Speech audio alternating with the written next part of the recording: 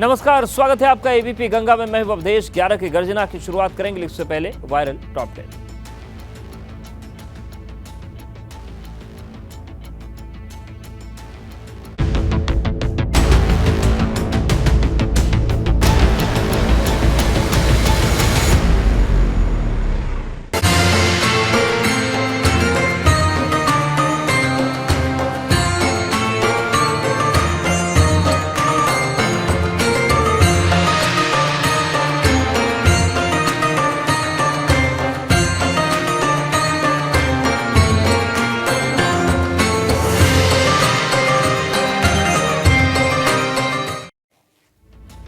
UP सहित पूरे देश में आज ईद का त्यौहार मनाया जा रहा है। मस्जिदों में सुबह से ही नमाज अदा की जा रही है। लोग एक दूसरे को गले लगकर ईद की बधाई दे रहे हैं। वहीं सुरक्षा के भी पुख्ता इंतजाम किए गए हैं। किसी भी अप्रिय घटना से निपटने के लिए प्रशासन पूरी तरह से तैयार है। तो हर्षोल्लास के साथ ईद का त्यौहार मनाया जा रहा है। अलग अलग तस्वीरें सामने आ रही हैं और ये देखिए, हम आपको दिखा रहे हैं 6 तस्वीरें। किस तरीके से देश भर में ईद मनाया जा रहा है। लोग गले मिलकर एक दूसरे को बधाई दे रहे हैं। सुरक्षा के पुख्ता इंतजाम किए गए हैं। मस्जिदों में ईद की नमाज अदा की गई और उसके बाद एक दूसरे की ईद की बधाई दे रहे हैं।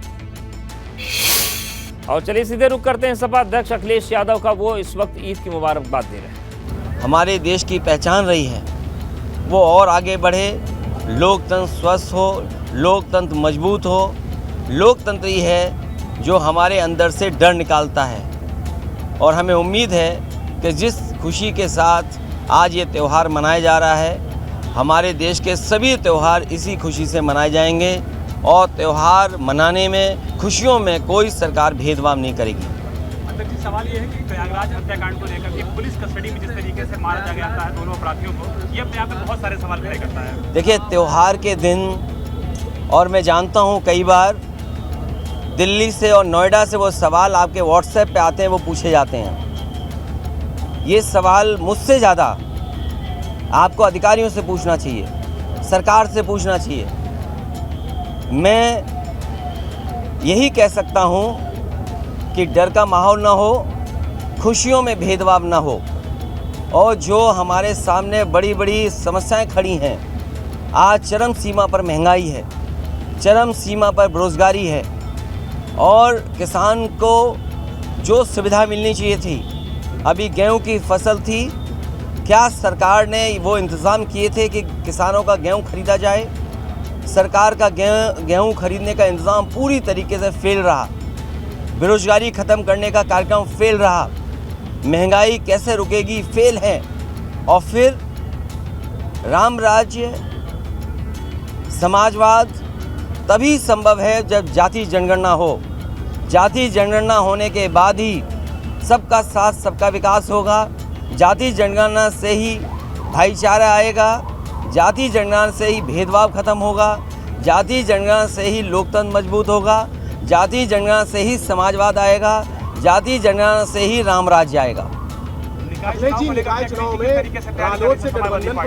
देखिए, ये निकाय चुनाव बहुत महत्वपूर्ण है। ये हमारे शहरों को जो कूड़ा बना दिया है, ये भारतीय जनता पार्टी की देन है। यहाँ पर मेयर लखनऊ देख लें, कानपुर देख लें, इलाहाबाद देख लें, आगरा देख लें, और भी कई शहर हैं जो महत्वपूर्ण शहर उत्तर प्रदेश के हैं, उनको कूड़ा बना दिया अगर किसी ने, तो भारतीय जनता पार्टी ने। इन्होंने सपना दिखाया था कि स्मार्ट सिटी बनाएंगे। स्मार्ट सिटी बनाना तो दूर, शहरों में आम लोगों को सुविधा नहीं दे पाए। ये भारतीय जनता पार्टी के लोग, झूठे लोग, ये लगातार झूठ बोलते हैं। लखनऊ को जो कुछ सुंदर बनाया, अच्छा बनाया, इंफ्रास्ट्रक्चर दिया, वो समाजवादियों की देन है। आज जो बड़ा इंफ्रास्ट्रक्चर आपको दिखाई दे रहा है, लखनऊ शहर को लखनऊ दिखाई दे रहा है, वो समाजवादियों की देन है। हमें उम्मीद है कि यहाँ की जनता समाजवादियों को मौका देगी, जिससे कूड़े की समस्या समाधान हो।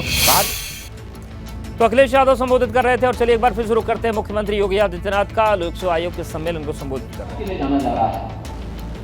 ये सभी आयोजन फिर से प्रारंभ हो गए हैं और हर एक इवेंट उत्तर प्रदेश के अंदर एक उत्सव में बदलता हुआ दिखाई दे रहा है। ये प्रयास जब भी होता है, ये इसलिए हम सफल हुए क्योंकि उत्तर प्रदेश की हमारी प्रशासनिक टीम ने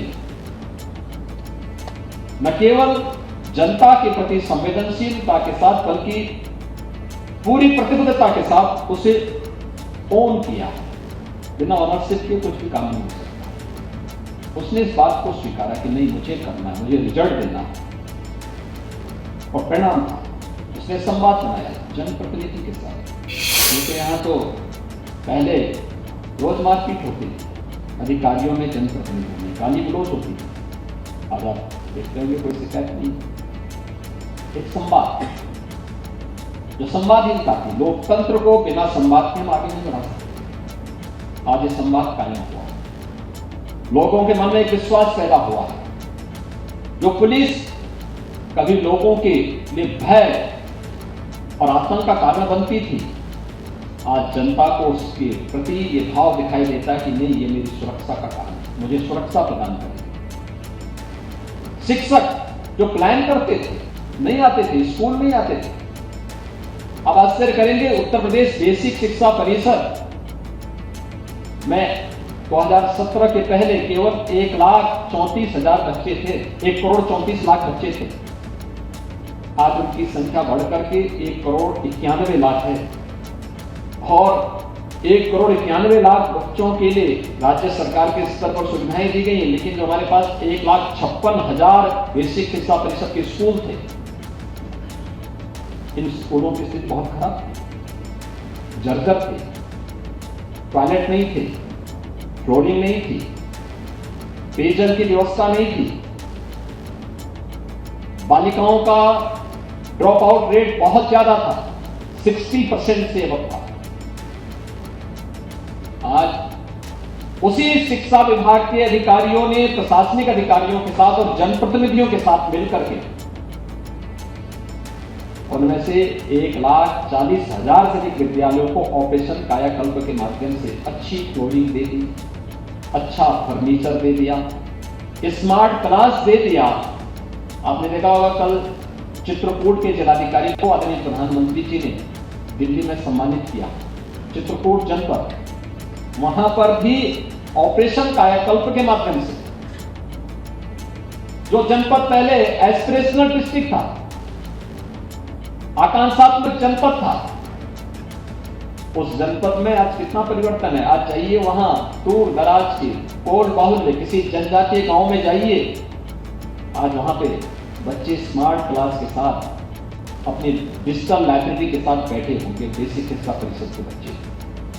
ये परिवर्तन उसी शिक्षा विभाग के लोग, जो शिक्षक पहले स्कूल में ही जाता था, आज अपने विद्यालय के कितने दायित्वों का निर्वहन करता हुआ दिखाई देता है। और इससे से हम लोगों की बहुत बड़ी जिम्मेदारी बनती है। टीम, अगर प्रशासनिक टीम चाह ले तो परिवर्तन हो सकता है, तो परिवर्तन के वाहक बन सकते हैं। उस परिवर्तन के वाहक के लिए उस प्रकार का चयन की प्रक्रिया के साथ जोड़ना, और यह आपकी लीडरशिप में ही ये चयन की प्रक्रिया पूरी होगी। और मुझे लगता है कि समय आ गया है कि हम देखें वास्तव में जिसका हम चयन कर रहे हैं,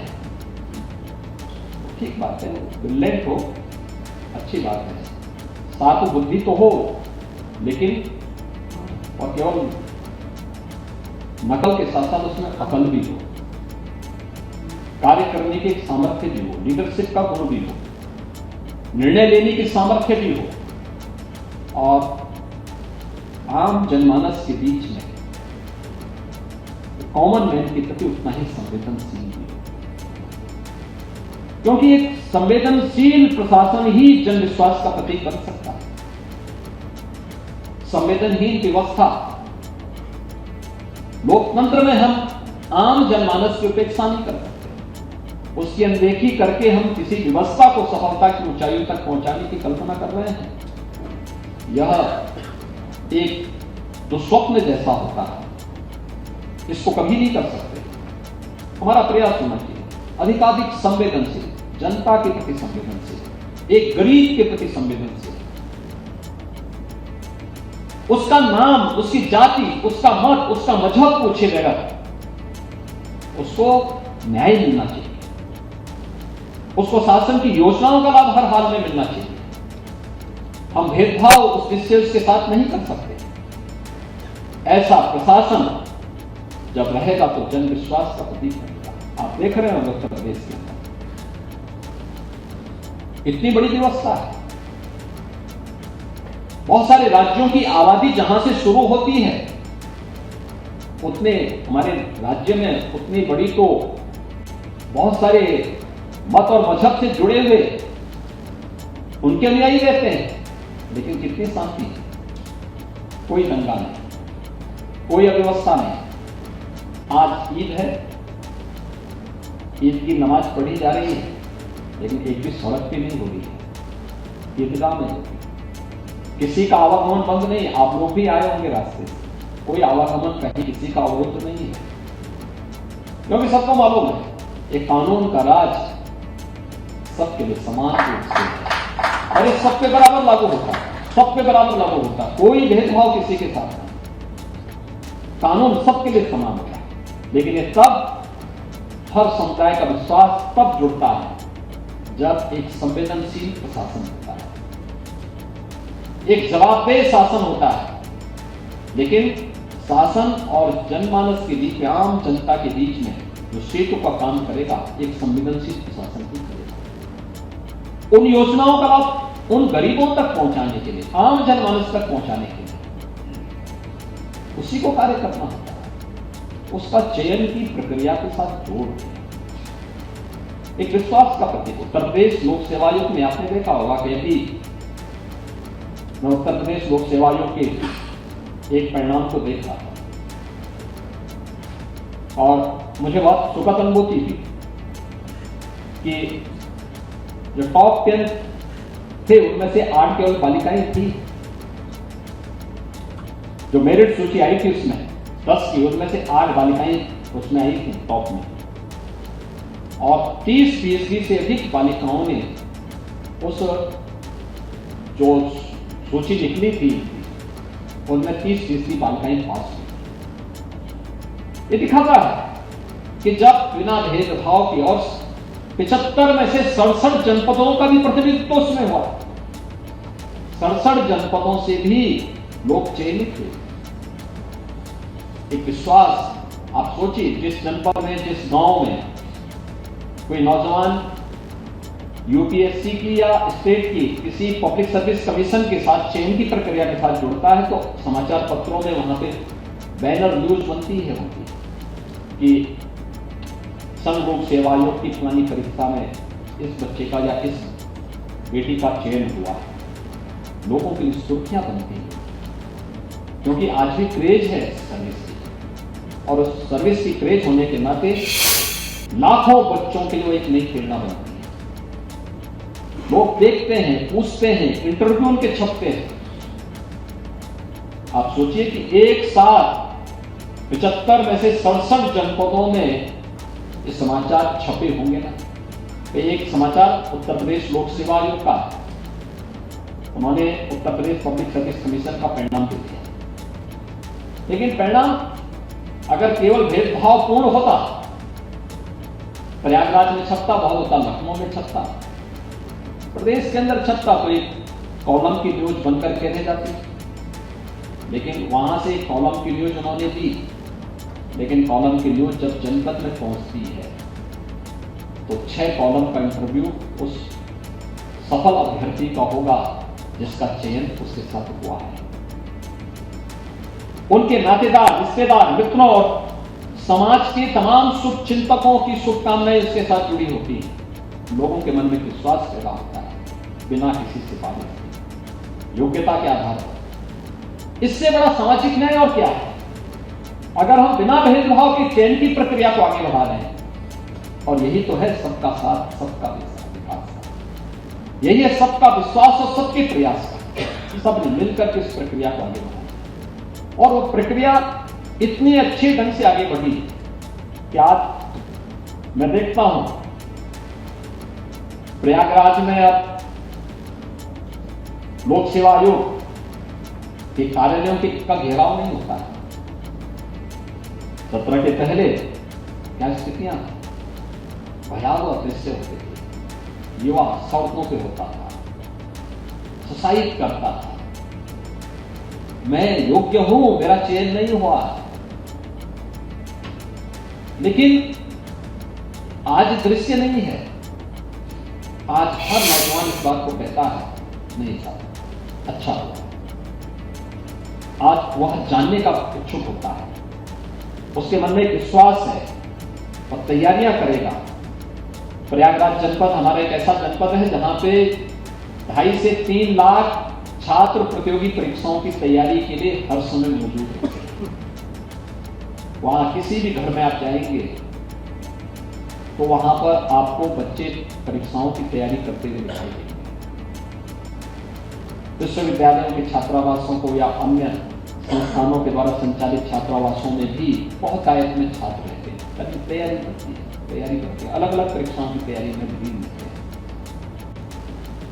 अब प्रयागराज अव्यवस्था का नहीं बल्कि लोक सेवा आयोग की शुचितापूर्ण पारदर्शी भर्ती की प्रक्रिया से संतुष्ट होकर के उसे अंगीकार करता है, उसे स्वीकार करता है, उस प्रक्रिया के साथ जुड़ता है। बड़ी खबर का रुख करते हैं। उमेश पाल मर्डर केस में अतीक परिवार की कई महिलाओं की तलाश चल रही है और अतीक की पत्नी और अशरफ की पत्नी जैनब उर्फ रूबी की तलाश, अतीक की बहन आयशा नूरी और उनकी बेटी मंतशा और उंजिला की भी तलाश चल रही है। आयशा नूरी की बेटी मंतशा अतीक के बेटे असद की मंगेतर थी। मोइन हमारे साथ जुड़े हुए हैं। मोइन, क्या जानकारी मिल रही है? शूटआउट केस की बात करें तो शाइस्ता परवीन के खिलाफ नामजद FIR दर्ज हुई थी। शाइस्ता परवीन तकरीबन 2 महीने का वक्त हो रहा है लगातार फरार चल रही हैं। उन पर 50,000 रुपए का इनाम घोषित है। वहीं दूसरी तरफ अगर हम बात करें तो शाइस्ता परवीन के अलावा 4 अन्य महिलाएं अतीक के परिवार की हैं जिनको पुलिस तलाश रही है। इन चारों महिलाओं को पुलिस ने अपनी जांच में आरोपी बनाया है। इसमें शाइस्ता परवीन के देवरानी जैनब उर्फ रूबी जो कि अशरफ की पत्नी थी, इसके साथ साथ अतीक की बहन आयशा नूरी, वो आयशा नूरी मेरठ में जिनके घर पर गुड्डू मुस्लिम जो कि 5 लाख रुपए का इनामी शूटर है वो ठहरा हुआ था, उसको पनाह देने का आरोप है आयशा नूरी पर। और आयशा नूरी के साथ साथ उनकी 2 बेटियां जिनके नाम मंतशा और उंजिला है, इन दोनों को भी पुलिस ने आरोपी बनाया है और इन सभी की तलाश की जा रही है। मंतशा के बारे में बता दें कि पुलिस एनकाउंटर में मारे गए अतीक अहमद के बेटे असद की मंगेतर थी। पिछले साल ही दोनों का रिश्ता तय हुआ था, बहुत जल्दी दोनों की शादी होने वाली थी, लेकिन शादी होने से पहले ही असद जो है वो पुलिस एनकाउंटर में मारा जा चुका है। और जानकारी ये भी मिली है कि असद की जान की सलामती के लिए उमेश पाल शूटआउट केस के बाद मंतशा ने कुछ जानवरों की बलि दी थी। अपने घर के नजदीक ही एक जगह पर कुछ बकरों की बलि दिलाई थी, लेकिन वो बलि काम नहीं आए। तो कुल मिलाकर कहा जा सकता है कि अतीक अहमद के परिवार की 5 महिलाओं को पुलिस तलाश रही है। इनमें से शाइस्ता परवीन के खिलाफ नामजद FIR है, जबकि बाकी 4 लोगों का नाम पुलिस की जांच में सामने आया है। बिल्कुल, शुक्रिया मोइन आपका जानकारी और अपडेट्स को देने के लिए।